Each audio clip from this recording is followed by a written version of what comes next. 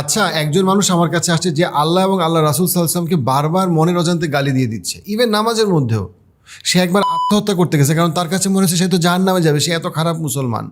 একজন হুজুরকে বলছে, হুজুর বলছে কালো জাদু হয়েছে, রুকিয়া করেন। সে রুকিয়া করছে, অনেক টাকাও খরচ করছে, তারপরেও সে ঠিক হইতেছে না।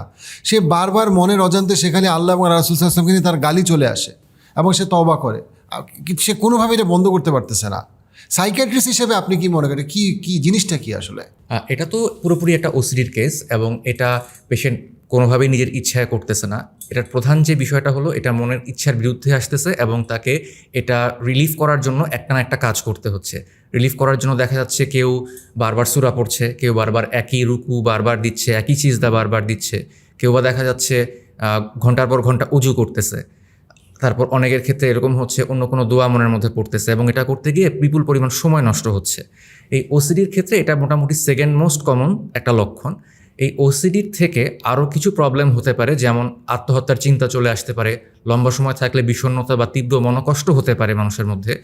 এরকম রোগীরা আমাদের কাছে অহরহই আসেন এবং চিকিৎসার পরে তারা আগের চেয়ে অনেক ভালো একটা লাইফ লিড করেন। আমাদের কাছে মাথায় রাখতে হবে, এটাকে মানসিক সমস্যা মনে না করে আমি যদি পুষে রাখি, তাহলে কিন্তু আমি নিজেই সাফার করব, এবং যত দ্রুত আমি এটা ট্রিটমেন্ট নেব তত আমি এখান থেকে ভালো একটা আউটকাম পাবো। এটার আরও কিছু লক্ষণ আছে, যেমন ধোয়া মোছা অনেক বেশি হয়।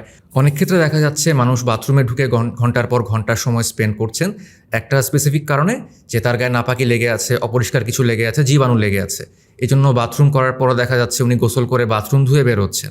আবার অনেক ক্ষেত্রে দেখা যাচ্ছে যে বাসা এত বেশি পরিষ্কার পরিচ্ছন্ন রাখতে চাচ্ছেন যে বাসার বাইরের কোনো গেস্ট আসতে পারছেন না, কারণ গেস্ট আসলেই তার মনে হচ্ছে যে সে জীবাণু নিয়ে আসছে, ময়লা নিয়ে আসছে। এই জন্য গেস্টকে একটা বিশেষ উপায়ে পরিষ্কার হয়ে বা গোসল করে ঢুকতে হচ্ছে। এই জন্য বাসার মানুষজনের সঙ্গে তার সম্পর্কটা নষ্ট হয়ে যাচ্ছে, এবং বিষয়টা বাসার মানুষজনের উপরও বোঝা হয়ে দাঁড়াচ্ছে। এমনও দেখা যাচ্ছে এই কাজটা নিজে তো করছেনই, বাসার মানুষজনকেও নির্দিষ্ট প্যাটার্নে তাকে করতে বাধ্য করছেন, এবং না করলে খারাপ ব্যবহার করছেন বা নিজেই খুব অস্বস্তিতে পড়ে যাচ্ছেন।